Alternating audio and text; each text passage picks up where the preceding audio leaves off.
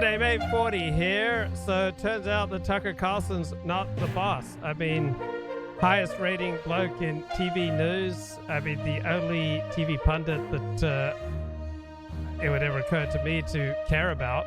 But turns out that Tucker Carlson is not the boss. You know who turns out to be the boss? Reality and the situation. So not such a great time for loose-lipped pundits. All right, when you work for someone, you are their tool. You are their instrument. Pundits. All right? You don't have unlimited freedom. You never have unlimited freedom because you're always working for somebody.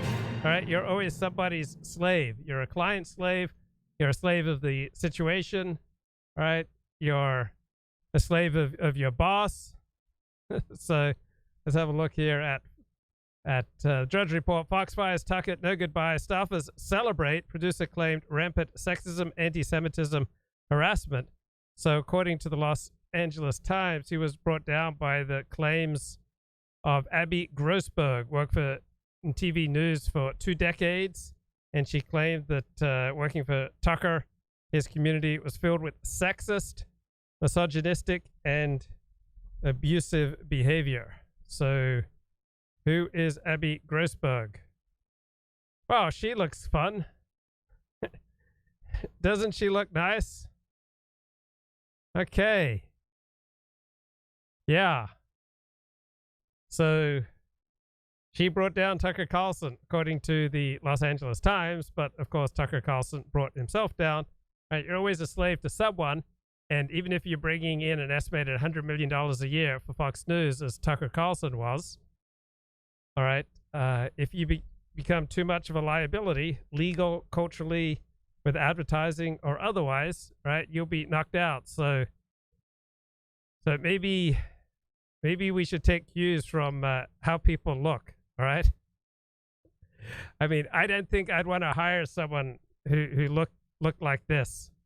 Right. I think I'd be laying myself wide open. So, ex-Fox News producer Abby Grossberg says she's found more evidence relevant to Dominion voting. She says she repeatedly told Fox lawyers about this or that problem, that she wants to do her part for justice. Yeah. Happy lady, right? So, word for the wise, perhaps, don't hire someone who looks like this. You're just going to get into trouble. And never think that you're irreplaceable, all right? Because we're all vulnerable. We can all be pushed out.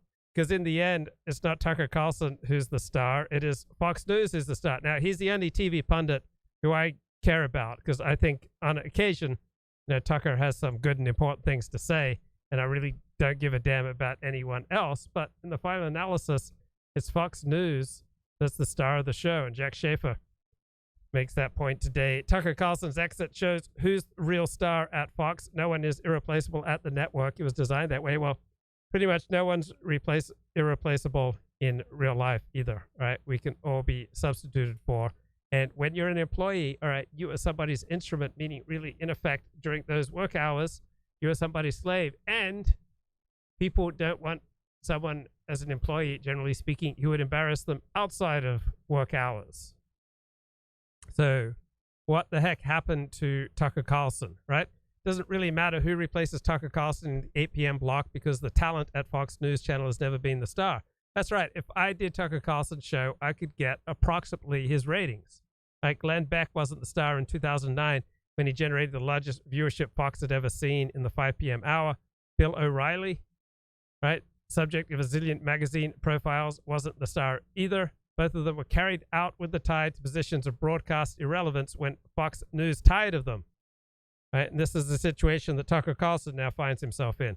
Perhaps you recall Megyn Kelly, another Fox News sensation who hasn't had a career since splitting with the network. So what Glenn Beck, Bill O'Reilly, and Megyn Kelly didn't understand at the time, and what someone should explain to Tucker Carlson today, is that Fox News itself, which creates the audience, is the star, and the star maker is whomever the network owner Rupert Murdoch has assigned to run the joint. So the nighttime hosts, talented as they are, are as replaceable as the members of the bubblegum group the Archies, as interchangeable as the actors who played James Bond, and as expendable as the gifted musicians who played lead guitar for the Yardbirds. So Roger Ailes, the original architect of Fox, founded the network in 1996, and he explained his show-making philosophy to Andrew Ferguson of the Weekly Standard in 2017. So he was talking about the early evening news talk show The Five, which in recent months has outperformed even Tucker Carlson's show. So he explained how he filled the slot vacated by solo artist Glenn Beck with an ensemble of pundits. Right, so go around the table, Roger Ailes told Ferguson. Over on the end, we've got the bombshell in a skirt, drop dead gorgeous, but smart. She's got to be smart or it doesn't work. Next, we have a gruff longshoreman type, salty but not too salty for TV. In the middle, there's a handsome matinee idol, like the Jesse Waters type. I guess, is Greg Gutfeld the gruff longshoreman? Next to him, we have the Salvation Army girl, cute and innocent, but you get the idea she might be a lot of fun after a few pops. And on the end, we need a wise guy to cut up. Okay, that's Greg Gutfeld. So when Roger Ailes finally cast the show with his types, he summoned them to his office, had them stand in a semi-circle around his desk to explain why he was calling the show The Five. The Five because you are types. You are not people. Right? You're all about to become very famous. You're about to make a lot of money. But don't ever forget, right behind you, you've got somebody exactly like you ready to take your place. So don't mess up. Right? Everybody is replaceable by design, including Roger Ailes. All right? He learned he was replaceable as anyone else. So finding a Tucker Carlson substitute will be as easy for Fox as it was finding a Glenn Beck substitute or a Bill O'Reilly substitute. Right? There's always an understudy or two at Fox who has learned the art of demagoguery, know how to pander to the show. Okay, blessings. All right, let's think about the art of reaction, right? So I was just reading a terrific essay in the London Review of Books. They got me, all right? London Review of Books got to me. They gave me this ridiculous offer, a year subscription for $15. Right, so we live what you could call the reaction economy. This is sociologist William Davies writing in the London Review of Books. So one thing that's very popular on the internet is seeing people's reactions. Like the first time they listen to a particular song, unboxing a gift, a video game, reactions to Two Girls, One Cup. All right, there's something about the seeming authenticity of people's reactions that triggers a train reaction in us. So what makes a good live streamer and a good pundit? What made Tucker Carlson so good, right, were his reactions. And I took acting classes for my first 2 years in Los Angeles, and my acting teacher, David Payne, would teach me acting is all about reacting. And so he would teach me on camera technique and audition technique. So one thing you'd do is you'd constantly give people, different perspectives. So you'd come, you drop your head a little bit, which makes your eyes pop, all right? Which the eyes, the windows to the soul, they make you more interesting when you just drop your chin a little bit and the eyes pop. But you don't want to hang out too long at any place. So you just move your head a little bit this way, then you move your head a little bit that way, and then you come back around, move your head down this way, look up a little this way, and you allow people to project onto your face, whatever they think is going on with you. And so if you're frequently giving people, a gaze into your soul, right, and giving them different perspectives on yourself, you're much more compelling than if you just, look straight on or you don't change. So you want to be moving around, giving people different vistas into, imagining what's going on with you, how you react.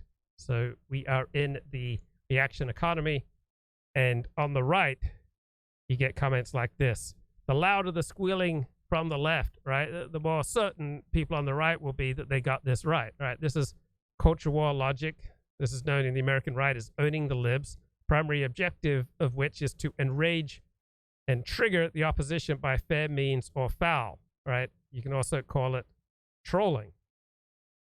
And this is how much of the dissident right operates, that if someone else gets more upset than you do, then you've won, right, according to this particular mindset. Now, it's not so black and white as that. If you sufficiently trigger people, they will work very hard to bring you and your side down. Even if you win a particular engagement, you may very well lose the war.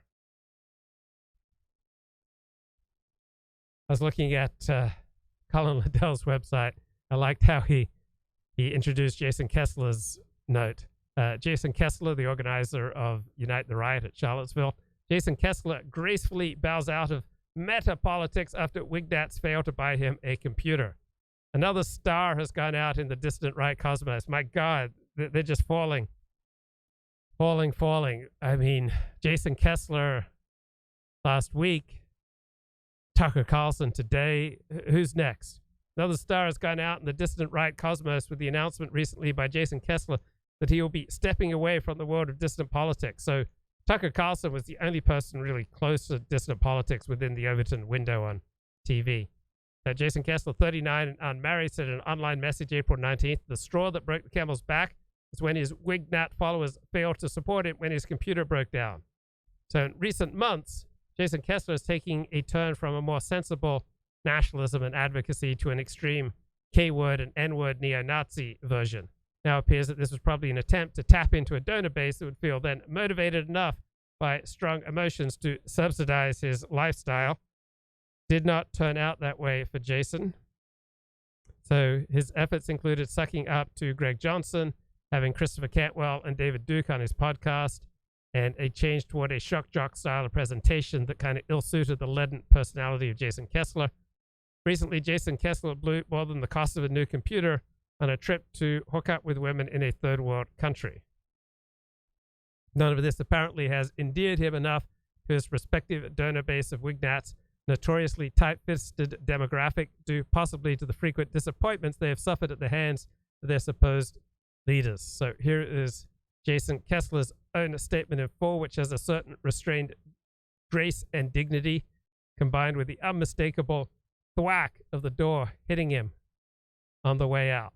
So I had some commentary yesterday that it's very easy to overestimate your own value and to think that you're more important than you are.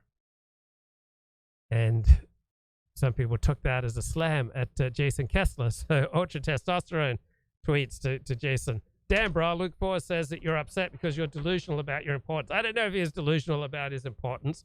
I just say it's very easy to become delusional about your importance. You need to get back to reality about being unimportant, bro. You and Ford need to debate ASAP. Jason was outside of reality in terms of his importance, and that's why he didn't get funding or supporters. Isn't that your analysis, bro? It's okay, bro. Jason Kessler already doesn't like you, so that is why I proposed a debate. One last debate before you go. 40 versus Kessler. Bro, you need to get back to your old Wignat interview format. Talk about comedic gold. And I protest. I did not say that. I said that if one gets out of touch with reality, that is painful, but it is a useful prompt for change. And if that is true for Jason, then it is true. Still seems like Luke Ford is on his neoliberal debunking kick. Ford likes to be boring. Those were the days. Ford versus Kessler on Kessler's lack of talent, attracting an audience and being low value compared to Nick Fuentes or some other six-figure Amran guy would be epic. Ford has spoken. So Z-Man apparently said at Amran he was pulling down six figures. Ford gave an analysis on how Kessler offered little value. Him leaving the alt-right would have no loss on the broader community. Ford said Kessler being broke was a product of Kessler not being able to influence people like Fuentes, and he wasn't that important. Well, maybe not able to entertain people as much as Nick Fuentes. Jason Kessler needs to defend his honor ASAP. Luke Ford basically said Jason Kessler is a low-value Wignat that isn't talented. These are fighting words, bro. Fuentes isn't relevant now. He appeals to some weirdo incel community. Kessler would ragdoll Fuentes. They need to stream one last Blood Sports for old time's sake. Get the whole gang together from Mike Enoch to James Alsop to Andy Worski and JF Garapi.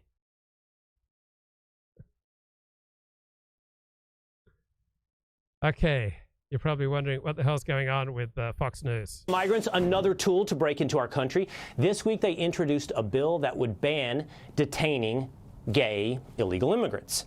If a migrant gets caught crossing the border, all they would have to say is they're gay or lesbian or bisexual or trans, and then Border Patrol lets them go. They're out of detention.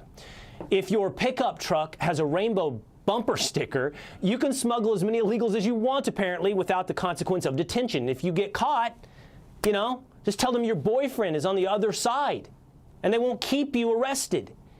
Get scooped up at the Rio Grande, tell them. Okay, so how much of a difference is there between this and Tucker Carlson? Right, this is at least 80% as good as the Tucker Carlson brand. That you're trans, and they let you go. Douglas Murray is a Fox News contributor. Douglas, I don't think there's any real hope, I don't know, that this would ever pass, but it does reflect something about the worldview, the priorities of these Democrats. And what the heck happened? Kevin McDonald wiped from Twitter. Andrew Wang Lin banned from Twitter. What's going on there? It reminds me very much of something that happened in the last 20 years in Europe. I covered the European migration crisis that peaked in 2015. And this was something that German politicians and others were terribly hot on, that there should be priority given to LGBTQIA plus people from sub-Saharan Africa and so on. And given the size of the population of sub-Saharan Africa, I always thought that this was sort of unwise. I mean, the population of people who identify as gay across all societies usually is about 3%. The only exception to that is obviously American college campuses, where I think it's now 110%. But that aside, most countries have about 3% of their population identify as gay. Central and Southern America, you're talking about maybe 600-700 million people. So even if everyone who said that they were gay or questioning or something automatically had the right to come to America and not be detained at the border, that's tens of millions of people right there who also have a right to just walk into America. Right. So I don't think it makes any more sense in America than it did in Europe when this was tried. And what do you bet, Douglas, that the ratio, the percentage of LGBTQ among the illegal immigrant population is higher than 3%? At Yes. least by claim. Thank you, Douglas. I think it's going to be like those campuses. It's going to rocket up. It's going to be 75% like that. Thank you, Douglas. Great pleasure. All right, up next, 6 cows. Someone, they need to put their cows. I got to leave it here, Tim. I'm sorry to cows. interrupt you. I got to leave it here. That's going to do it for us tonight on Jesse Waters Primetime. Be sure to check out the Will Cain podcast. New episodes every Monday, Wednesday, and Friday. New, Thanks for Fox being with us. News I'll see you show. again tomorrow. Have a great night. Coming up without Tucker Carlson.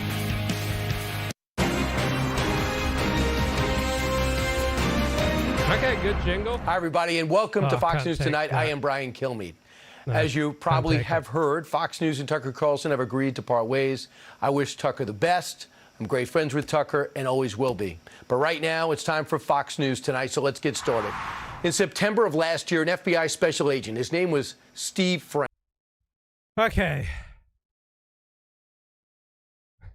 Sean Hannity, the last serious presenting Fox personality, because Hannity's still living in the world of 2005, says the chat. All right, we're living in the reaction economy, right? So our public sphere is dominated by events you could call reaction chains, okay, where reactions provoke reactions. You see that I make Jason Kessler tweets that he's stepping away from metapolitics. I make some commentary about how easy it is to have an overestimation of your own importance. And then ultra testosterone tries to up the intensity of the reaction chain and tries to provoke, a debate or conflict, because conflict is entertaining. Right? There's a saying that all the world loves a lover. It doesn't. What all the world loves is a good fight. So remember when comic Chris Rock made a joke about Jada Pinkett Smith's shaved head and her husband, Will Smith? He initially laughed, but then when he saw how ticked his wife was, he strode on stage and smacked Chris Rock in the face on live TV. And so for days afterwards, you had all these different commentaries and reactions to the slap. And these reactions provoked further reactions, and suspicion descended on those who hadn't reacted at all. Everyone waited impatiently for the Academy's official reaction. Should Will Smith be banned? For how long? Right? And the most intriguing layer of intrigue here is that initially Will Smith laughed at Chris Rock's joke. But then when you saw how mad his wife got, he completely changed. So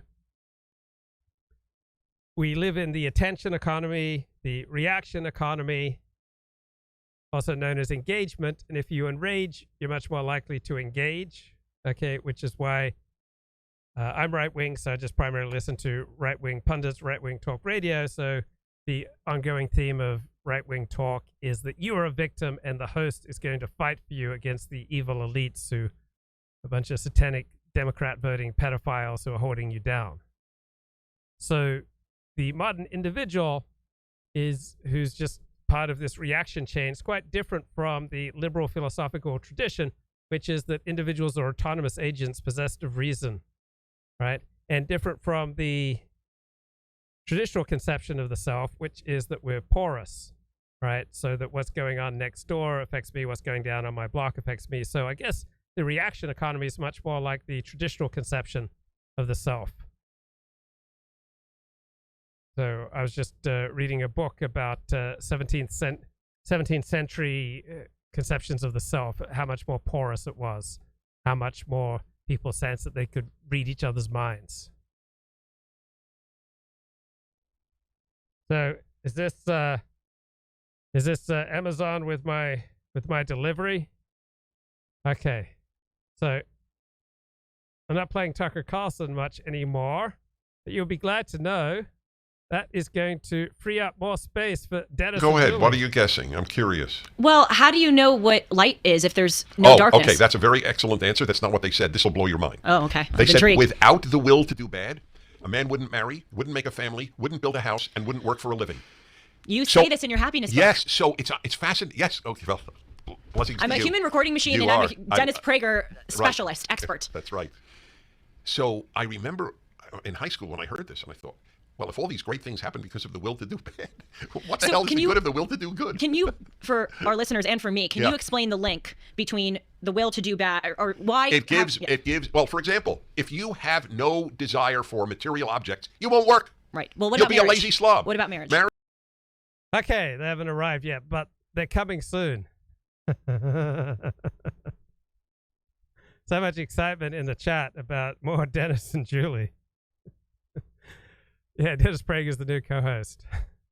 Oh, so I was reading about this new book on computer chips. All right, Chip War, The Fight for the World's Most Critical Technology by Chris Miller came out at the end of last year. So all the reviews of this book are highly positive. So apparently William Shockley, right, the founder of computer chips, perhaps one of the most important early inventors, but apparently he became a racist crank. Did you know that he had theories about dysgenics and genetic degradation, and that racial differences were a form of natural color coding to warn about low intelligence? So he thought, I mean, how crazy, how cranky was William Shockley? Like, he thought that you could judge someone's intelligence just at a glance, that nature had color-coded people for our benefit, and that we could just look at, someone's color and then deduce how likely it is that they are smart, or how likely it is that they're criminally inclined, or how likely it is that they're cautious. I mean, what a crank. I mean, that's absolute crazy talk. My God. The racist things that people used to believe, we are so much wiser now. And thank God for it. Okay, engagement. Right? So we're no longer conceived of as autonomous agents possessed of reason and interests. All right, we are part of a vast, complex network continually receiving, processing, and emitting information in semi-automatic fashion and in real time. So information and emotions bounce between tweets and YouTube shows and podcasts. They mutate as they travel. They become memes and jokes that spread virally. So political anger is when you're convinced that you and yours have been screwed over, that when you've been victimized by something outrageous and unfair. But political humor is when you think that the other side has wrong priorities. So everyone here on this show is on the right, so you may mock like the LGBTQ crowd because you say, oh, they're fighting for LGBTQ rights, but this is at the cost of coherence, of social trust, of the nuclear family, of traditional ways of forming community, about traditional ways of living that have proven themselves to work. And so making fun of LGBTQ or making fun of anyone in the political sphere, you're pointing out that what they value isn't really valuable, but instead what is really valuable is what they don't value. So that's what political humor does. Now, I really believe that my grocery delivery is here. Look at what is happening today. How many kids are not getting married? And they think they're following their good urge. Oh, I don't want to pollute the world with more people. Oh, I don't want to have more carbon emissions. Oh, I don't want the burden of doing this. It's this desire, partially to be immortal. People want children because they don't want to die. They'll live through their children, which doesn't really happen, but doesn't matter. It's instinctive. Anyway, they were being hyperbolic in a certain sense, but they were right. That's very interesting. I'll go further than that. I know me really, really well, because I knew at your age, I knew. If I don't know me. I got so many delicious things coming, but still not here yet. Yeah, what did William Shockley ever accomplish? That old crank. Okay, so the reaction economy, and what makes Tucker Carlson so good, and what makes all actors and performers so good, is their reaction. So Tucker would have all these very entertaining faces when he was listening to people. So in the new attention economy or reaction economy, all right, you learn how to increase follower engagement by monitoring the reactions that your words and tweets and videos and images receive. And so we're constantly getting feedback about, if we want it, about what works. And it's not whether it's feedback's positive or negative, but it's, do you get engagement? Do you participate in the constant feedback loop? So this tends to provoke great anxiety, right? In our desperate hunt for feedback, in our need to give feedback, right? We frequently get steered in directions we did not consent to and may not wish to go.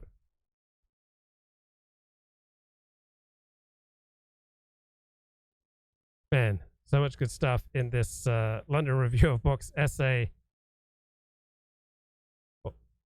on the reaction economy. So what's really going on? How have we come to imbue the split-second emotional response with so much cultural and moral value to the point where significant moments in our lives are arranged in pursuit of it? So there was this one couple that finally got to take their children to see the grandparents. The grandparents had never seen their kids due to COVID. But when the couple was finally able to book the trip, he kept it a secret from his grandparents so that he and his family could arrive unexpectedly, and then he could capture the grandparents' reaction on his smartphone for all posterity, right? So think about the cost for decisions like these. So the grandparents were denied the pleasure for weeks of having something to look forward to and of planning things to do on the visit, right? Not to mention having enough notice to keep their diaries open. But all these costs to at least other people were deemed worthy for that one magical moment that could be captured and replayed and posted online to be seen by others and get engagement and likes and retweets. And then think about all the people who just game online, right? So the successful gamer must be capable of sharing a sense of surprise and excitement as the game unfolds. And then you'll have all these YouTubers who will film themselves listening to often famous pop songs for the first time. And you get to see their astonishment and delight, such as In the Air Tonight, when the drum break hits 4 minutes in. So the most successful reaction video makers just have this likable, innocent air. They listen in a spirit of wonder, not unlike a baby hearing something for the first time. So I love all those videos of babies and people getting to hear for the very first time. I mean, I like this stuff.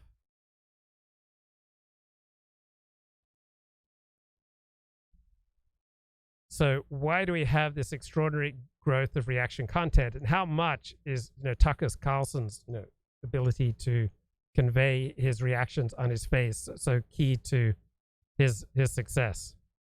So we used to believe that people were rational and could create their own lives, now people are encouraged to believe that they are possessed of brains whose chemistry and physical makeup just shapes the way they feel and behave. So we've learned about brain plasticity, the way that we're physiologically altered by our life experiences, particularly when we're young.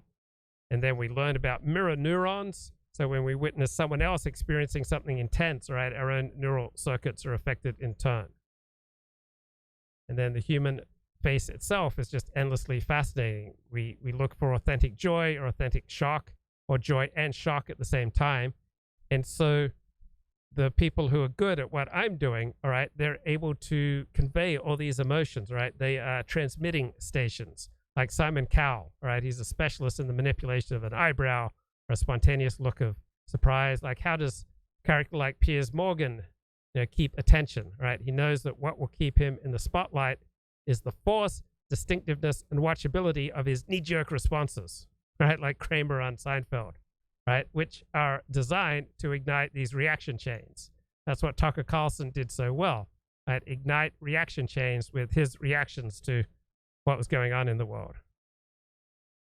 So we have no term for this type of celebrity or authority who successfully maintains an influential public position through his capacity and willingness to react in spectacular ways, right? But we do have political leaders like Donald Trump, all right? He seems to be constantly on the edge of losing his temper.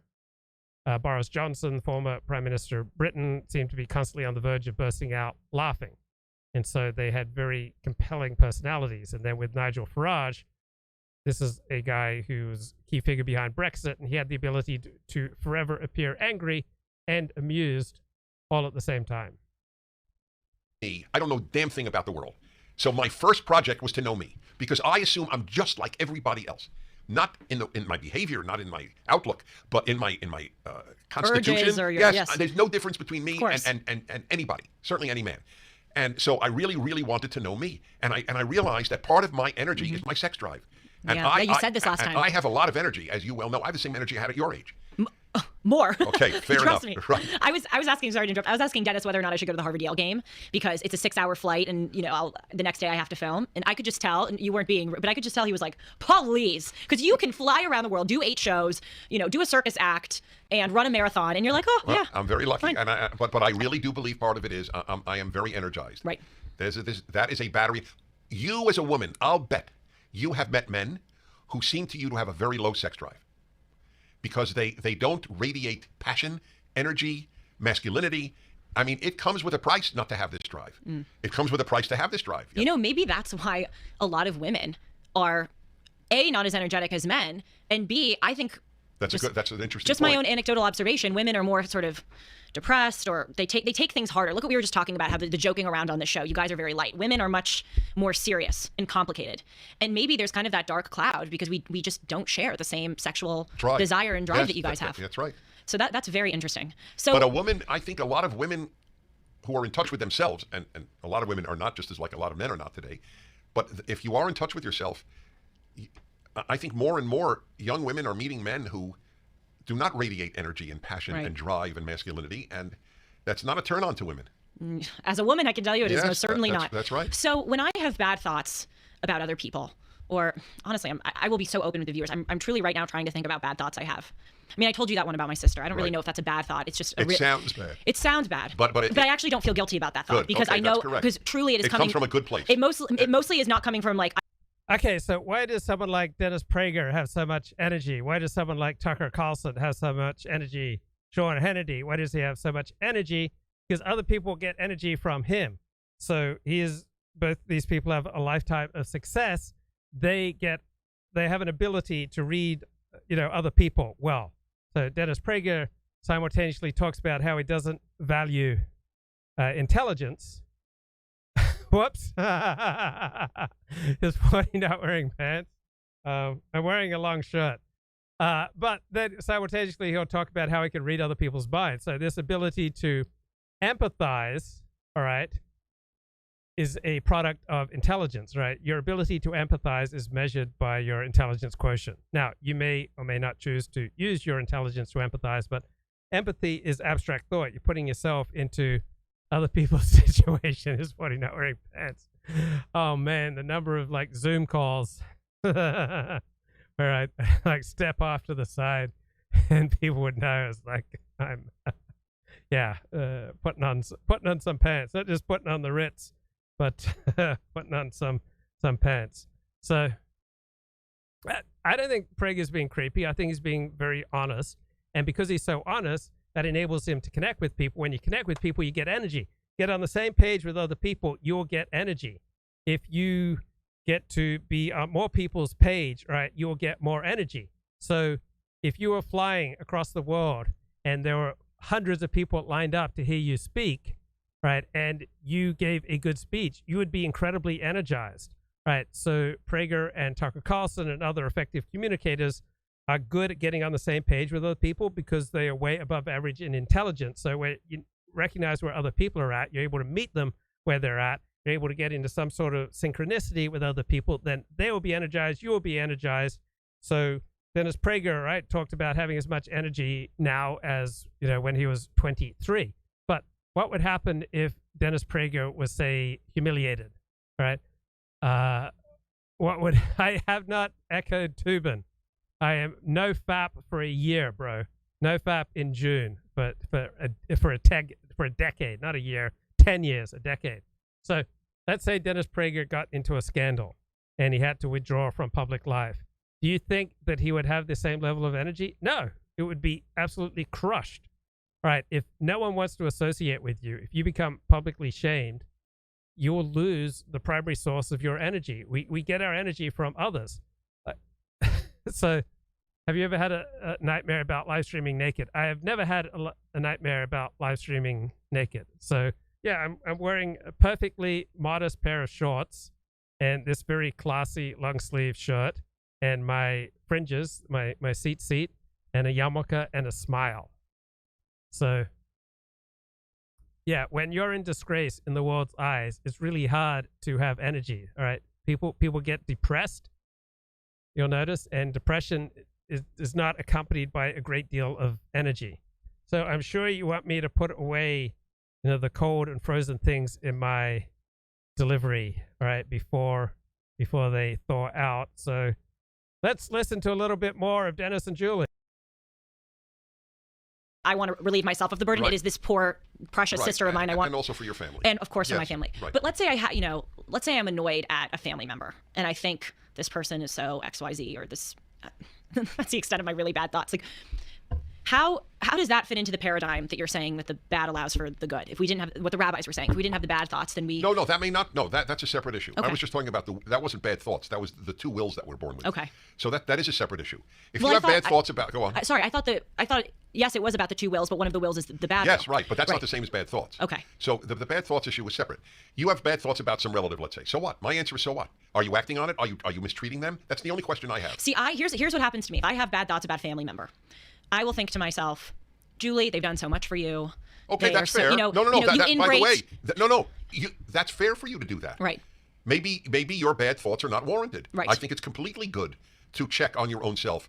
Maybe I'm reacting in an irrational or ungenerous way. I think that's completely accurate. Well, I don't. Well, but what if they deserve the bad thoughts? What if after Right. you've done this trial inside of you, you had a defense attorney and a prosecutor, and it turns out they really deserve these bad thoughts? Then the only question is, how do you act? Right. If you don't mistreat them, then what's the difference? See, also, people pay a price. Your writers, I have no doubt, are fine. I have no doubt, are truly fine. I know this because I've and done you can this. just tell in their writing. Yes, you can. You can just tell. Yes, of course you can tell. Anyway, I know such people so well. They're in my life. I know. So, but I think you pay a price by expelling thoughts that come to you naturally. I think you become less real. And I am. How so? Because it's not you. Yeah. That's.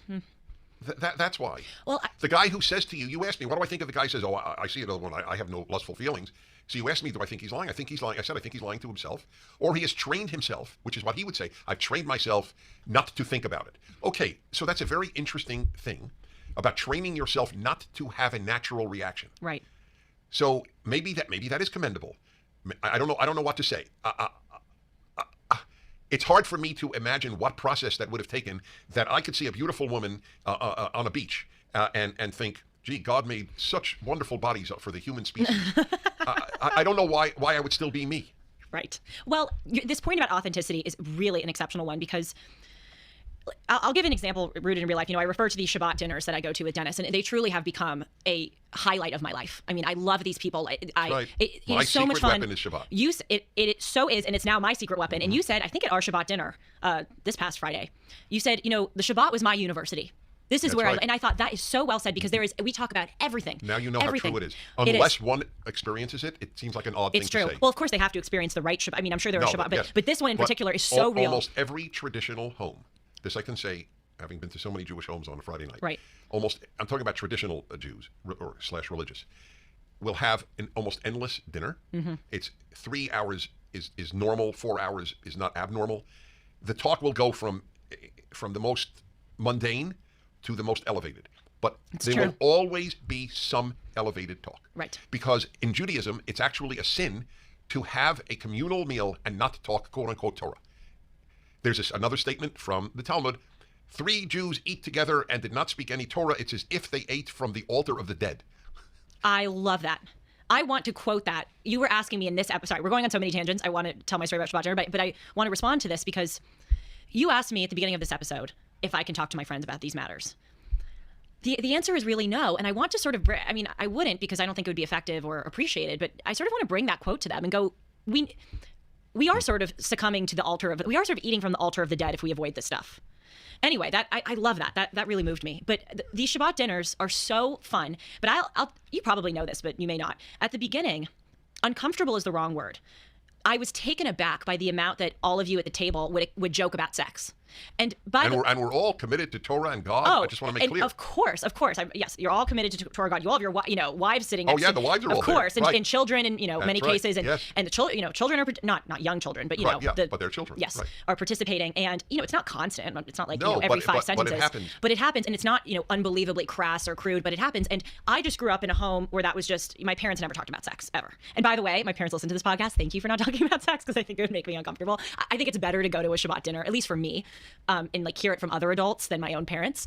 But I've come to realize I have not only gotten rid of the taken abackness that I usually had, but I actually really appreciate it now when you guys do it, because it is real. Wow. And precisely for what you just raised. I am very touched. It is real. React that way. It is real. And it's helped me. And again, I am bearing all here with the viewers, but you guys have kind of destigmatized it for me. And look, everyone has sexual. It's made me realize everyone has sexual thoughts. It's not something to be ashamed of. It's real. It's like I never think of money. I never think of food. I mean, what can't lead to sin? So you should think of nothing. Right. And there are people who think that way. I know I've been saying really good points. Yeah, no, sorry, Juliet, but it's such a good point. Yes, it is. And that's why yes, there is a sort of ideal within the Christian world. There had been or has been or is an ideal of the monk or the nun. And I'm not saying all monks and nuns are like this at all, but of certainly in the Middle Ages, of just a life of prayer, that all you think about essentially is God. And I think God will look at them and say, I don't understand. I made all of these things in life, food and material items and sex, and all you could think about is me? It's so true what you just said, because literally everything will lead you to a sinful thought. It's right. And does God, by the way, has God not led to sinful thoughts? How many people killed in the name of God? Right. And it's just impossible, not to mention it's not a good thing, or it's just impossible to have perfectly clean, perfect thoughts all the time. But it's not desirable. Well, that's my point. It's beyond not eloquently trying to plausible. say. It is not desirable. Right. Think what you think. Now, if you dwell on molesting children, that is a very bad thing. You're sick. Because normal people don't dwell on molesting children. That's a really bad thing. You need help immediately, and God forbid it should ever lead to action. So I'm not talking about that. But the most obvious is the one, obviously, the lust issue. But there were so many. The death issue. I wish my mom would finally die. That's what opened me up to this. Because I said to the guy, what, are you kidding? You're a great son. And the guy thought I was mocking him. I'll never forget that. He truly thought I was making fun of him. He calls up to tell me he's a crappy son, and I'm telling him you're a great son. One of us is wrong. That's clear. Where do you think this comes from in Christianity? Why is there this divide? So that's a great question. So here is my theory. Prager theory number 84273, subsection B. It's so true. Right. So here it is. So you'll get a big kick out of this, and so will our listeners. So I grew up an Orthodox Jew in a sort of Orthodox ghetto in Brooklyn, New York. I not only didn't know non-Jews, I didn't know non-Orthodox Jews. Wow. It was a closed world in which I grew up. I had the dead opposite. I didn't know any religious people. Okay, that's Maybe right. One or two. Most people grow up in a cocoon. That's yes. exactly right. Most people do. That was my cocoon. But I knew it was a cocoon very early on, because I remember as in elementary school, I would try to talk to the mailman. He was my one Gentile that I had regular contact with, and I would ask him about his family life That's and so on. funny. I know, it's very funny. Not that you were in prison. Please don't take this the wrong way, but I have this image of like someone I know, in prison that's being right. in contact. Yes, that's right. Let me talk to or solitary confinement. Yeah, that's right. Yeah. So around high school, or even late elementary school, because I thought about things from a very early age, I thought, wow, Christians have it really, really easy. We can't eat certain foods. We can't do a whole host of things on the Sabbath once a week. We've got all these laws. Christians have none of these laws. They just have to believe in Jesus. They're saved. What a great deal. And so I often have said I had Christian envy. What a deal, man. I got stuck with all these laws, and all you have to do is believe. I never heard this about you. Oh, yes. That's funny. Yeah, oh, you'll love this. So I had Christian envy. I lost Christian envy much later. My first radio work was the host of a very, very popular show on ABC in Los Angeles, and it was called Religion on the Line for 10 years, August 82 to August 92. I was the host, and each week there would be a priest, minister, and a rabbi, different ones each week, and I had this 2 hours of dialogue every week with every type of Catholic priest and every type of Protestant minister, and the rabbis, of course, but that I've had already. And around the 4-year mark, I lost Christian envy. And this answers your question. Ready? So Christians, unlike Jews, don't have any guilt over eating ham, over, they don't have to fast on Yom Kippur. Oh. They don't have to avoid any sort of work on the Sabbath and so on. And that's true. But they made a trade, Christianity. It's not guilt over behavior. It's guilt over thought. That was the trade Christianity made. Jews have guilt over behavior. Christians have guilt over thought. The very fact that you're only saved if you believe in Christ means thought is really important. Right. Jews want you to believe in God. Right. But if you have a very tough time believing in God and you keep the law, you go to as much of heaven as the biggest believer in whoever lived in Judaism. Well, Christians, and I know you mean this, they not only have guilt over thoughts, but they have double. They have guilt about thoughts and behavior. That's Jews right. just have Yes. guilt about Right. behavior. That's right. I was talking with a conservative Jewish friend, yes, conservative politically, but conservative as far as denominationally, Jewish friend from college. And yes, there is a conservative Jew at Harvard, believe it or not. And he was telling me, you would probably know where this is in the Old Testament, but he was telling me that there's some line somewhere that essentially conveys that it is not possible. We cannot expect that everyone will follow Judaism the exact way that we want them to, or follow all the laws. Right.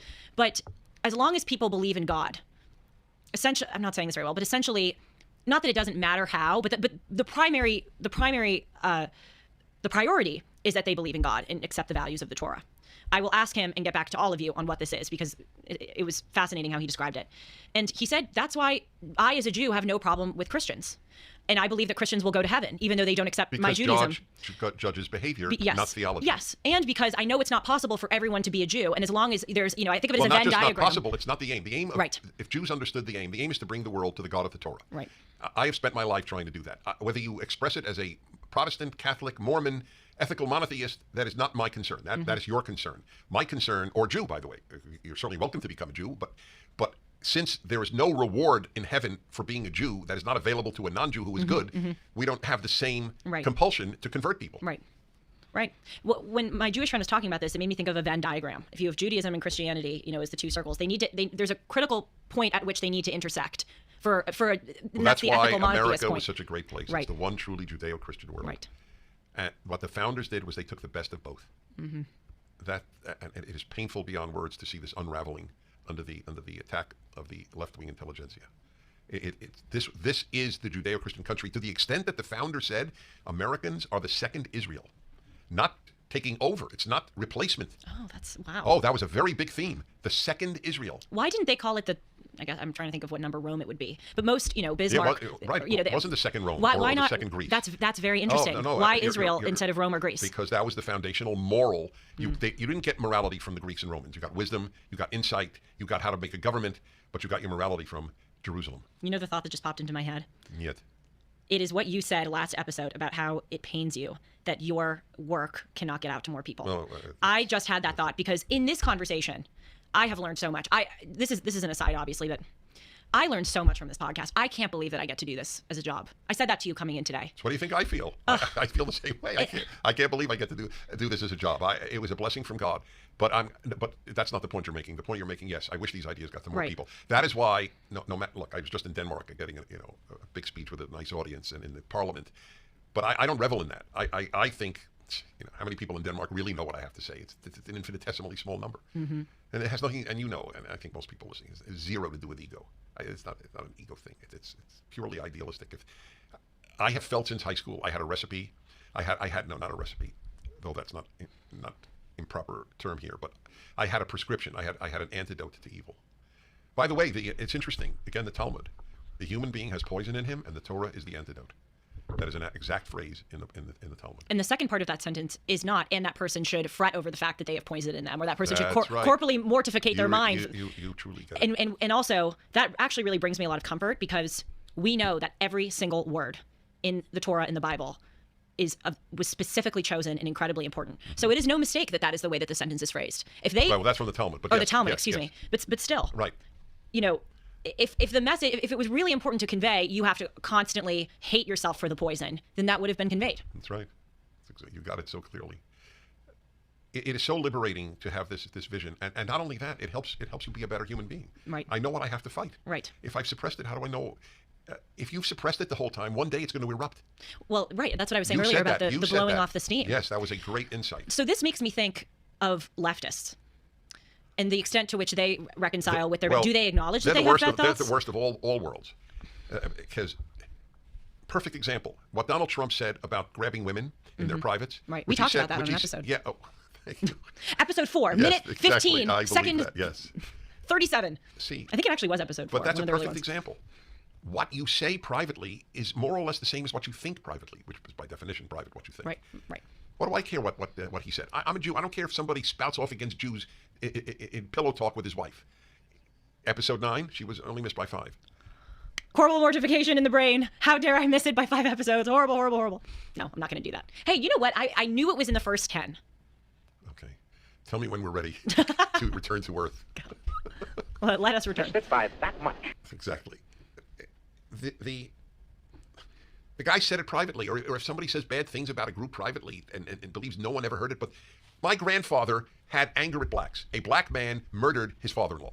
I actually saw the piece from a New York newspaper. Wow. He was captured in the South somewhere, and they brought him to trial. So he came from Europe, and his father-in-law was murdered by a black man. And so he had anger at blacks. And we it bounced off the rest of the family because nobody had similar anger. And he came from Eastern Europe. He had not seen a black person in his life in Eastern Europe. Anyway, we had a black housekeeper whom we adored. She was truly a member of the family, Ethel. You racist had a black housekeeper? Yes, wow. That's right. Well, today they have Hispanic housekeepers. Right. And he treated her so beautifully. And I learned a very important lesson from that. So fine, he was somewhat bigoted against blacks. I knew it because he loved boxing. So when he was at my house for the weekend, on Saturday night, we'd watch boxing. I was a kid, and he'd root for the white boxer. And I remember laughing. I don't give a damn who wins. I don't care about boxing. So I had none of that, but he did. And I remember being able to say, yeah, but look at how well he treats Ethel. I was able at such a young age to distinguish between his unfortunate bigotry, but his behavior was fine. And that's what matters. It was like in the Cheney family. I think, isn't one of the daughters gay? I think so. And she was very angry at her sister. She said, "Oh yeah, she treats gays really well, but she's not pro homosexuality." So I thought, wait a minute, she treats gays well. Right. What else matters? Right. They're totalitarian on the left. Right. They want to know what you think. You know, when he asked Dennis, do you think that it was an honest election in 2020? I said, what's the difference? What I think. I recognize Joe Biden as president of the United States. End of issue. What do you care what I think? I don't ask you what you think. I only care what you do. Mic drop. Yeah, it's a big deal. It is. Yeah, I mean, I was just thinking as you were talking, imagine if we were all just, look, I think that private talk is important because, of course, in life, things need to be private. But imagine if we were just all so much more open about the fact that everyone, in a sense, has prejudices, even if they're small. Or as we're talking about bad thoughts, or why can't we just acknowledge it and, as you say, be authentic about it? Because we're living in the non-wisdom age, right? Where what you think or what you say privately tells us everything we need to know about you, and these people are stupid. Which is also just so stupid because even if you think you know what other people think, you really don't fully know. It's impossible to really know what other people think at all times. If you were in my car all the time and in my brain, you would know I hate every group. Because whoever is driving slowly in the left lane, I not only hate them, I hate their group. Yeah, you especially. Dennis is a very fast driver. That's true. But that's okay. That's true. Right. Okay. No, But who cares? That's the point, though. It doesn't matter. And I could laugh at my own thoughts at those moments. I remember, I'll never forget. I saw an Orthodox Jew slowly in the left lane. Orthodox Jews, the one group of Jews that tend to support my thinking. Or I remember a nun, and I go, nuns, they are the worst possible drivers. How many nuns have I ever seen drive a car? 2, 3? I don't want to humiliate my dad, but my dad is actually the most non-prejudice. I'm convinced that man actually has no prejudices. He is so pure, so lovely, like just the best. Whenever we're driving with him and there's a slow driver, he'll go, look at how slow she is. And my mom and I will go, you're assuming that it's a woman. He was caught. And then we go, and then what we always do is we zoom ahead and try to see if it's a woman. Everybody, yes. And I have a very, very stark admission. 90% of the time, they are women. 90% of the time, they are. That was my theory. My wife claims, because whenever we do it, she's as annoyed with slow drivers in the left lane as I am.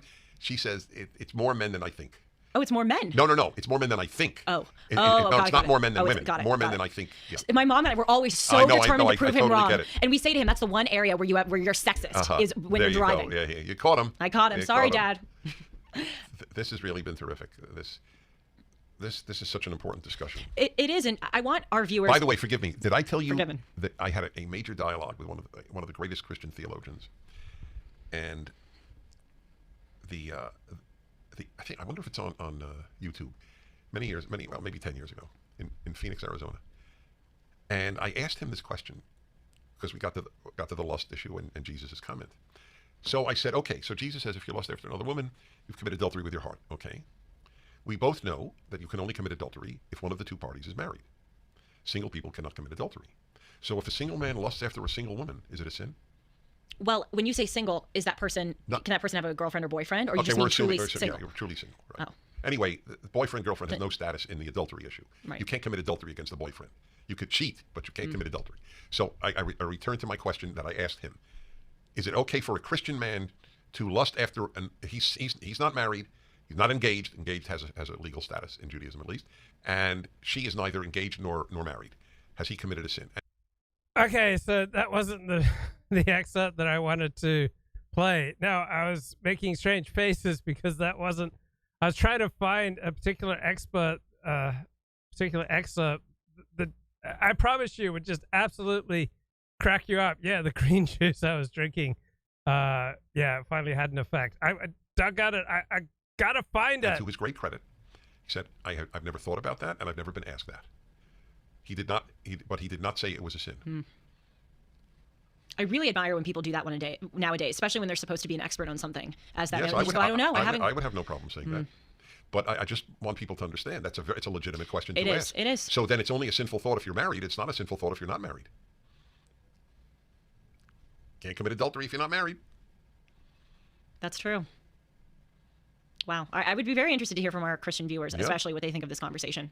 I just learned, I want our viewers to know, and I want you to know that I do, think of the viewers first when I come here to talk, because I'm always thinking, what would be the most interesting for them. And in other words, we take our job very seriously. But I just want to say, this job of mine has had the dual benefit of just being so helpful to me personally. It's meant to be. I come here and I bear all. For your Christian, for our Christian listeners, your Christian writers, I want to just show how it benefits Christians. My attitude.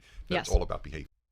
Doggone it, I can't find the excerpt. It was brilliant. You'd say 40. It was all worth it. Everything you just put me through would have been all worth it. The payoff would have just been transcendent.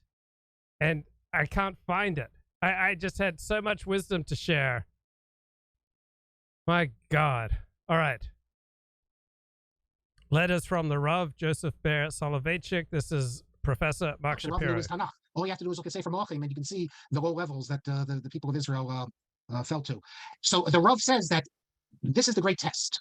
We've never had the opportunity to be an oppressor. We've never had the opportunity. I mean, how naive is that? We've never had the opportunity to be oppressor as Jews. So I looked up oppression, all right? And it's to act cruelly or unjustly. Well, cruelty and injustice is in large part in the eye of the observer. If I did this show and I didn't flash you a smile, You could very well feel oppressed. I mean, if you came to LA and I didn't want to hang out with you, you might well feel oppressed. I mean, there are so many ways of, oppressing people. All right. If I don't accept your gay marriage, you might very well feel, oppressed. So this idea that Jews haven't had the opportunity to oppress people because they haven't had a nation state for approximately 2,000 years until the rebirth of the modern state of Israel in 1948. I mean, how naive is that? Jews have had power. We all have power, right? We may have the power of the charisma, the power of the pocketbook, the power to hire and fire. We may have the power of, very visceral attraction, right? Anyone with power, right, is going to have the ability to oppress. So this idea that somehow Jews have never had the opportunity to oppress because they haven't had a nation state. There are many ways, all right, to oppress people. You don't need the nation state. Opportunity to where our ethics are called, are tested to see how we're going to respond. He says, I mean, that's absolute nonsense. Your ethics are tested even if you don't have a nation state. Jewish ethics have been tested during the 1900 years they didn't have a nation state. Now we have that opportunity. And he says, I hope. He says, I'm not certain, but I hope we will rise to the task and we'll behave as the Torah wants us to behave. But like I said, fascinating that the Rav says he's not sure we have it, and that it could be that. So yeah, Julie Hartman is not Jewish, right? Obviously, Jews speak much more frankly about money, about sex, about the natural passions than do non-Jews by and large. So she's obviously a Gentile, and yes, she graduated from Harvard. And she published an op-ed in the Wall Street Journal about 2 years ago decrying Harvard students as sheep for going along with all the COVID restrictions. We're going to be like every other nation that when push comes to shove, when we're given the opportunity, we're going to forget about the higher values and we'll go straight for realpolitik. So once we get a nation state, we will forget about the higher values and we'll just go straight for realpolitik. Well, guess what? You never get to transcend reality, right? Even Tucker Carlson, all right, who supposedly makes $100 million for Fox News, supposedly he's on such, tight bonds, such a good friend of Lachlan Murdoch, who he thought was the power behind Fox News. Well, even Tucker Carlson got let go. So you never get to transcend realpolitik. You never get to, transcend reality. And so this religious thinker, Joseph Ber Soloveitchik, decrying the possibility that Israel might be limited to realpolitik. Well, you never get to transcend the laws of gravity. Now, that doesn't mean that your only options ever will be realpolitik, but you never get to exist where realpolitik is not a consideration. The primary concern for every nation state must be survival, which means realpolitik. Now, if your survival is assured and you're very strong, then you can be afforded the luxury of ethics. But if you're fighting for your survival, you don't really have the luxury of these high-minded moral concerns. So for anyone who's concerned, like I said, with the direction of the so-called religious Zionist parties in Israel, today, you can listen to this from the Rav. Okay, my friends, we are now looking the last three letters. By email, but thank you very much, and everybody should be well and have a happy occasion, as we mentioned at the So this is the host. I'm blanking on his name, but anyway, again, I want to pick up on something. Beginning, especially being Yom HaShoah, that we should, the school of our learning. So Yom HaShoah, that was about a week ago, Holocaust Memorial Day. I don't know. There's nothing I can say. I went to Auschwitz only in 2015. We went to Poland. So I went to Poland for the first time, and it's like a speechless thing. It's unbelievable. And they just, how we'll commemorate it in 25 years from now. I told my students today at chat that their kids aren't going to know any survivors. And a lot of them are grandchildren or great-grandchildren, really depending of survivors. And we're reaching the end of that generation. So I don't know. But anyways, I just figured it's something important to mention. And I'm sorry if my words are not adequate. But anyways, we should have good times. And Marc, what you said before on the Rebs comedy, we're still here, that my son always liked to talk about that. We didn't have the ability to oppress for 2,000 years. I mean, how nonsensical is that? How stupid is that? The Jews, because they didn't have a nation state, they didn't have the ability to oppress. We all have the ability to oppress. If I don't accept your gay marriage, you may very well experience that as oppression. If I don't give you a smile when I see you, all right, you may experience that as oppression. All right, oppression is heavily subjective. Years, and let's hope that we don't take advantage now that we do have that ability. I think that's such a powerful statement of the Rav, and such what he was referring to, that, who knows if we'll be different, and if we're not, that's So what was this excerpt here from? Let me see if this is it. Being taken care of. Right. So I want to ask, to you, what is the difference between happiness and contentment, and what do you think that's why creates I each? That's why I used contentment. Someone else does. It makes no difference for the noticeable. Come on. Would Luke promote LG to know that? I mean, a lot of good things go into Almond Joy. It's not just a bad thing. Right. Oh, bloody hell. There's just this amazing excerpt that I'm just dying to play you. And you'll thank me for it. Believe me. Most evangelical Christians think that I cannot be saved because I don't believe in Christ. Why doesn't that bother me? I mean, that's a big deal. I mean, basically, they think I'm going to hell in most cases. It does not trouble me. Why? Because I judge them by their behavior. Oh, man. I've failed you. I've let you down. This isn't how it's supposed to be. Doggone it. I had gold, I tell you, gold. Okay, I'm rattled. I'm thrown off. The world has changed. Don Lemon's been let go from CNN. Tucker Carlson's been let go from Fox News. I need to pull it together. Maybe another day I'll pull it together. For now, bye-bye.